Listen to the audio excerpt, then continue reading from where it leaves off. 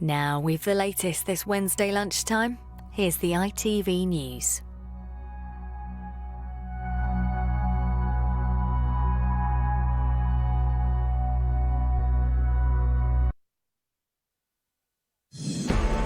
NHS crisis? What crisis? A government minister says patients are getting the care they need. That's despite yet more hospitals saying patient care is at risk because of staff shortages and some patients being told to get themselves to A&E. I wouldn't accept that they're not getting the care, but there are obviously some pressures in the system. One solution to the staffing crisis is scrapping the need for a PCR test. That change has just been announced. We'll have the details. Also ahead. Now, Omicron is everywhere. Testing to get into the country could be scrapped. A backlash against a vaccine pass for Djokovic to play at the Australian Open. So will he set foot on court?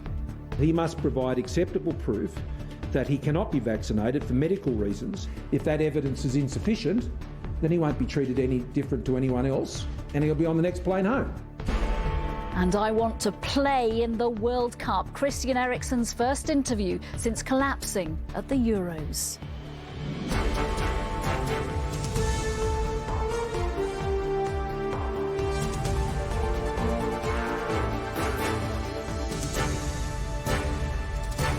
This is the ITV Lunchtime News with Nina Hossain. Good afternoon. How did it come to this? An ambulance service is still asking people who think they are having a heart attack or stroke to get a relative to drive them to A&E. Such is the pressure on the NHS in parts of the country. But a government minister was adamant today that patients are getting the care they need. To try to solve staff shortages, though, it's just been announced that from next week, if you test positive on a lateral flow, you'll no longer need to do a PCR test. Here's our political correspondent, Romley Weeks. Cancelled operations, 999 callers told to get taxis instead of ambulances, staff absences in some hospitals reaching 15%. In the NHS, this is the reality of what the Prime Minister calls riding the Omicron wave. Let's not be under any illusion. Of course people aren't getting the care.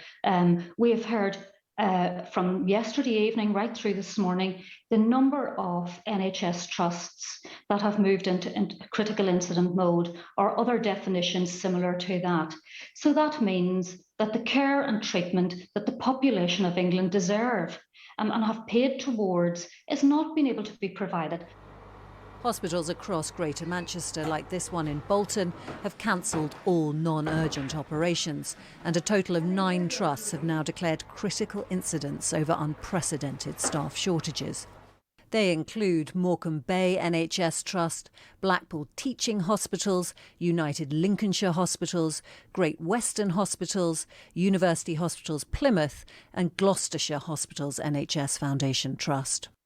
Do you accept that people are not getting the care from the NHS that they should expect? The NHS are doing an amazing job and actually providing fantastic care all across the country every day to many patients. So I wouldn't accept that they're not getting the care, but there are obviously some pressures in the system. There are longer waiting times than we would like to see. There are longer response times from ambulances. It's not that we would like acceptable to that see. people are being advised to get taxis to hospitals. That is not acceptable. In care homes, the pressures are just as severe. This manager is trying to operate with 10% of their staff isolating. Yeah, it's exceptionally difficult, especially for some of our smaller homes where we haven't got a bigger pool of staff. Just 2 staff being absent does cause a lot of disruption. With the testing regime also showing the strain, those without symptoms who test positive with a lateral flow will no longer have to confirm this with a PCR test from next Tuesday, meaning isolation can be completed more quickly.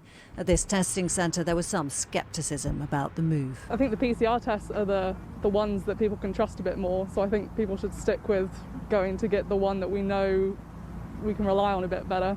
But I think some people have been following that already.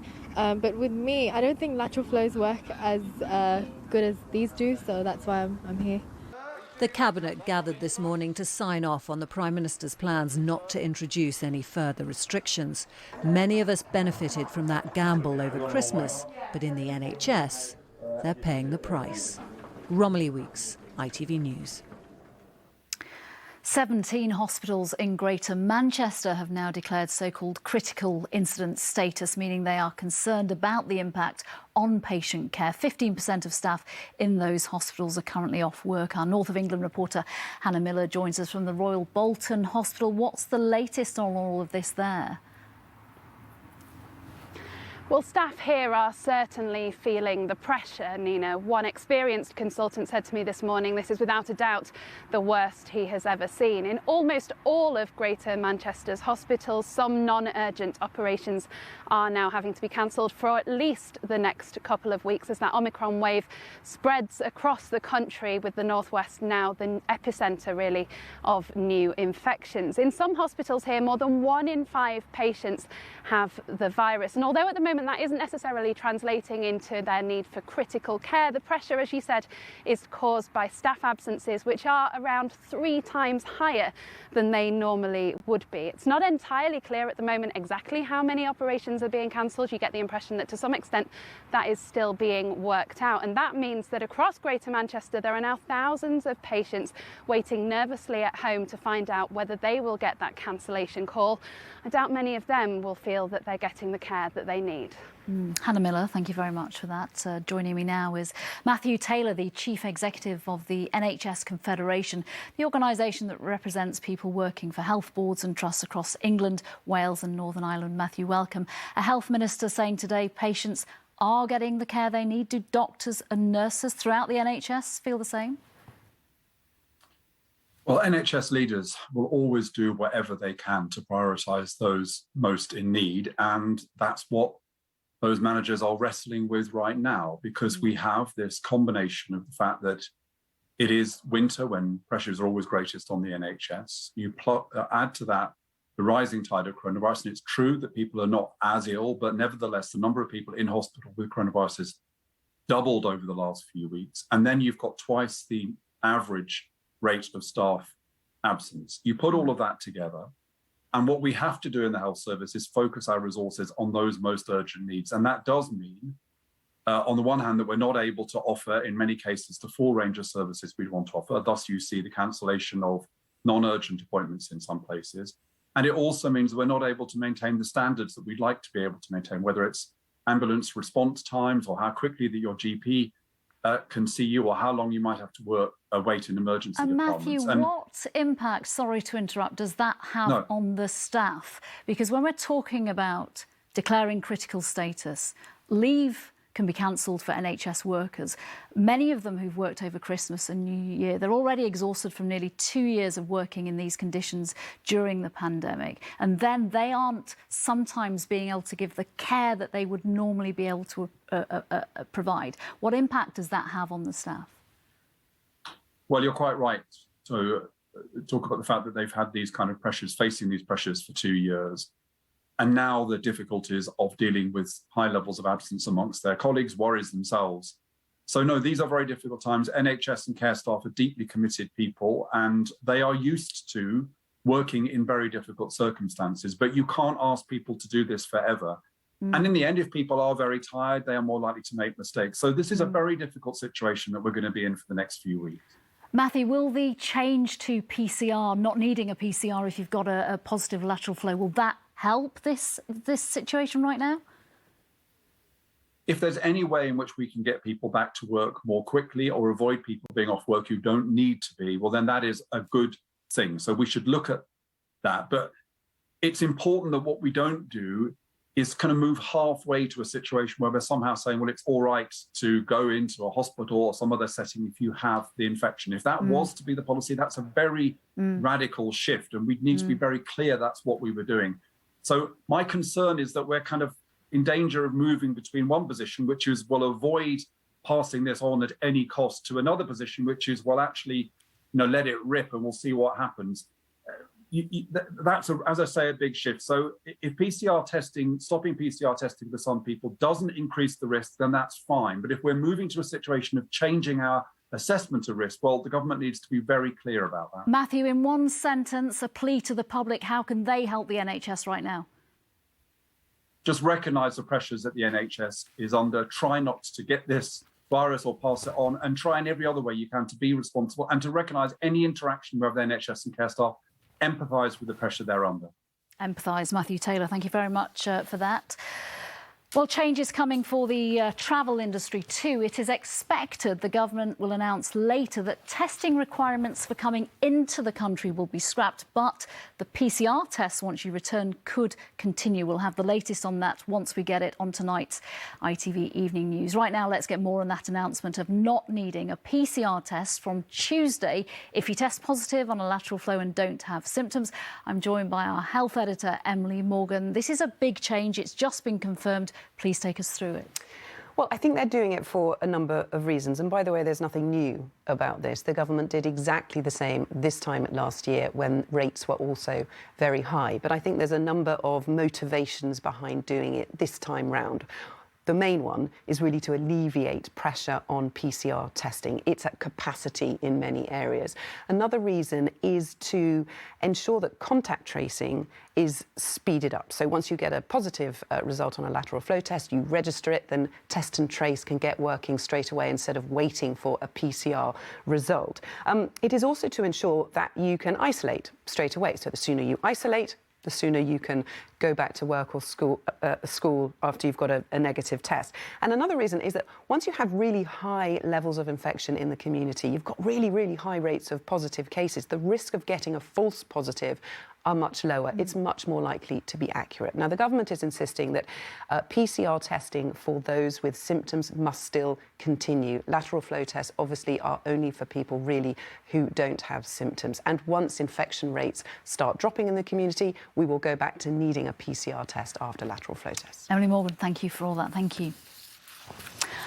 Australia's Prime Minister has issued a warning to the tennis star Novak Djokovic that if he doesn't have the right documents to enter the country, he'll be on the next plane home.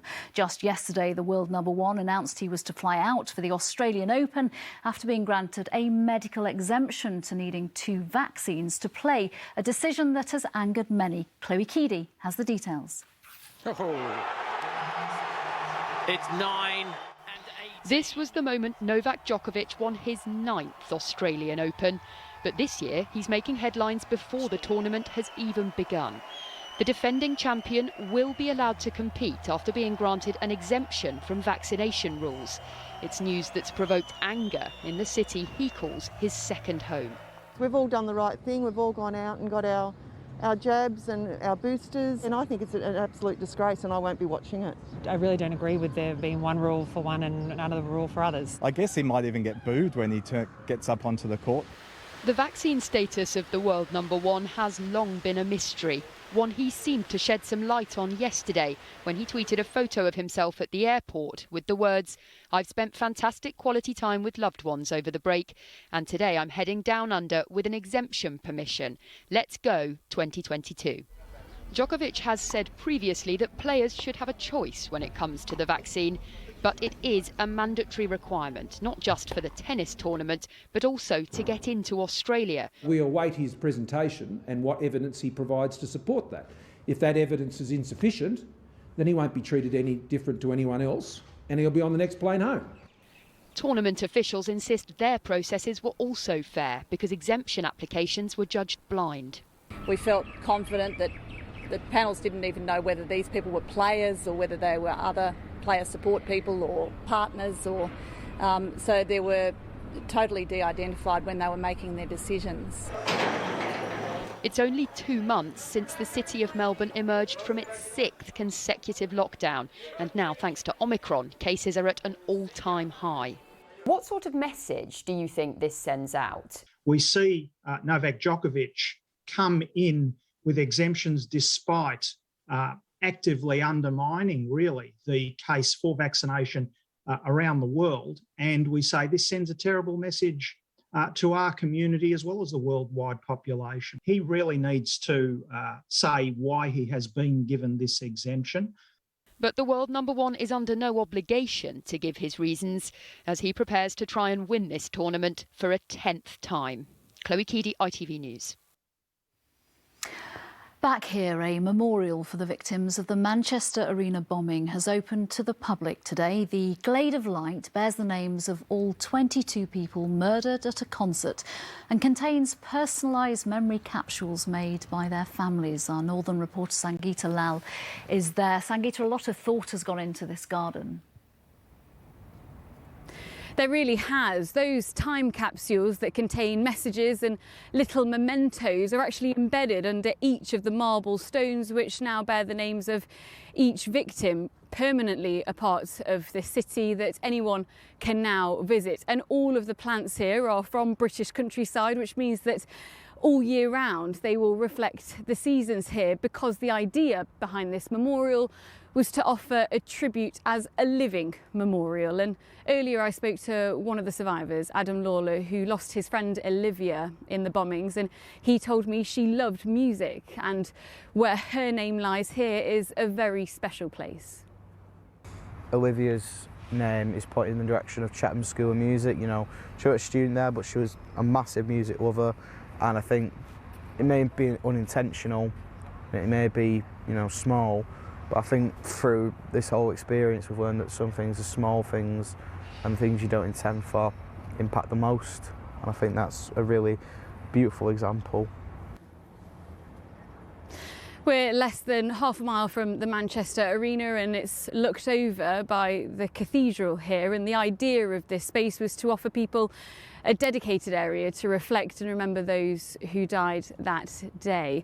And actually in the centre is a hawthorn tree, and every year that will bloom just before the anniversary of the Manchester bombings. It's a day no one here will forget, but at least now there is an area where everyone can remember those who died. Sangeeta Lal, thank you very much. Sir Keir Starmer has tested positive for COVID. Again, the Labour leader had COVID just a few months ago in October. This is also his 6th time self-isolating since the start of the pandemic. Next is Lunchtime. Did you have a real Christmas tree this Christmas? And if so, what are you going to do with it now? Depending on whether you count 12th night as today or tomorrow, time is running out to decide. To help you, I'm joined by Gardener's World presenter Rachel de Tame. Thanks for speaking to us today. Some guilt nowadays associated with getting a real tree, cutting down a real tree. What is your advice for people who want to help the environment now? Absolutely. Well, I don't think there should be guilt towards having a real tree, because it's still beautiful, it still smells wonderful, it's got that really Christmassy feel to it. I think, however, that one needs to be a little bit more aware of what happens to the tree afterwards. So there are lots of ways that you can recycle parts or all of the tree. Many councils are also brilliant at sort of taking trees away to places where they're then shredded and they become sort of material for covering paths and that sort of thing. So I think there's a lot that you can do just to sort of mitigate the downsides of chopping down a living tree. If you are an awful gardener, as I am, how easy is it to replant and reuse next year or this year now? Well, it depends very much on the sort of tree you've got. Obviously, if you've got a sawn-off tree, that can't be replanted, but it can be used to make things like bird feeders, and you can use the stems and the branches to make sort of messy areas of the garden that are great for wildlife. But I would say that if you've got a tree that's in a container, growing in a container, you could certainly try putting that outside, lots of water, and hopefully that will revive and be able to be used again next year. But Rachel, do you think that real trees are likely to become a thing of the past as we head forward and still grapple so much so with the climate change crisis? Yes, of course. I mean, I think that real trees are still shown to have a lower carbon footprint than plastic or sort of a manufactured tree on the whole. So I think provided you're making the best use of that real tree, there is still a justification for having one. And for me, it's all sort of part of a much bigger picture, what you do with your tree, recycling plastic plant pots and so on, what you eat. I mean, certainly a plant-based diet helps enormously. I've been working with Cauldron Foods, who've done lots of research research on this. They're now 100% carbon neutral. So knowing that you can eat in a carbon neutral way, you can make the best use of your tree. And I'm also starting to look forward to things like seed sowing. I'm reusing yogurt pots and the inside of kitchen Some great rolls. advice. I'm afraid we've run out of time, but Rachel Detain, thank you very much for your top tips. Thank you. Thank you, Nina.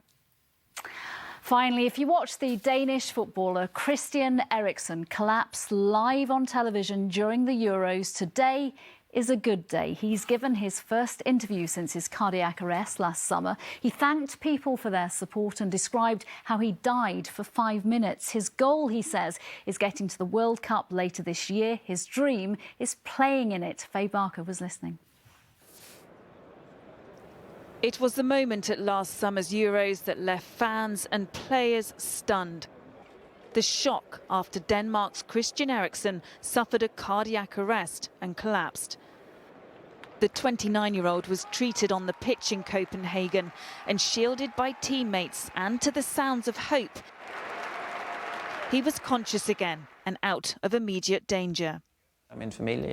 More than 6 months on, he's spoken out on life since. It was a little weird. I didn't really want people to send me flowers just because I was dead for 5 minutes. It was very special, but also very nice of them, and it only helped with all the best wishes. Even now, people still write to me, 6 months later. Eriksen was welcomed back to his former club Inter Milan in August, but the small implant he now has for his heart isn't allowed in the Italian league. It means he's looking for a new home and, as a former Tottenham player, hasn't ruled out a return to an English club. But his biggest target now is back on the international stage in November. My goal is getting to the World Cup in Qatar. I'm going to the World Cup. I want the chance. I'm going. That has been the mindset throughout. It's a goal and a dream. Whether I'm picked for the team and whether I can play is another story. But the dream is a comeback. And I can come back because I don't feel anything has happened. My body feels fine, and I'm in really good shape again. Fans across the board have shown great love for the Dane and hope, as he does, that nothing more will stand in his way. Faye Barker, ITV News. Mary's here at 6:30 from me. Bye-bye.